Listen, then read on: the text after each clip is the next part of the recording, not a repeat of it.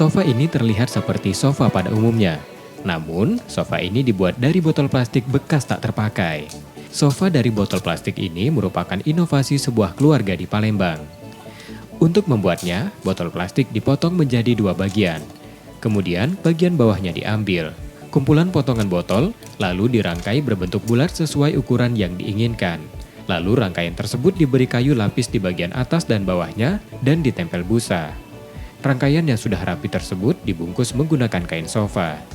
Jadilah sebuah sofa yang cantik ini. Ide membuat sofa dari botol plastik ini datang dari banyaknya botol plastik bekas yang tak terpakai.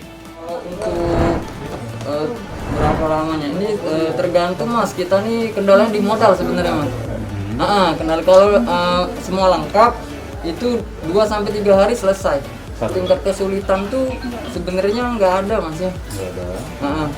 Tingkat kesulitan tuh di dana sih. Iya, di modal sebenarnya, di modal. Karena lumayan besar modalnya nih mas. Sofa ini memiliki ketahanan yang tak kalah dari sofa umumnya. Bisa menahan beban hingga 100 kg. Maka, sofa dari botol plastik ini pun mulai banyak diminati. Dibeli, kemudian dicoba, kayaknya nyaman. Dan orang, saya tidak nyangka kalau hasilnya ini benar-benar dari limbah industri gitu loh. Kalau tidak melihat langsung pembuatannya, saya nggak percaya kalau dari limbah industri. Dan sangat nyaman diduduki.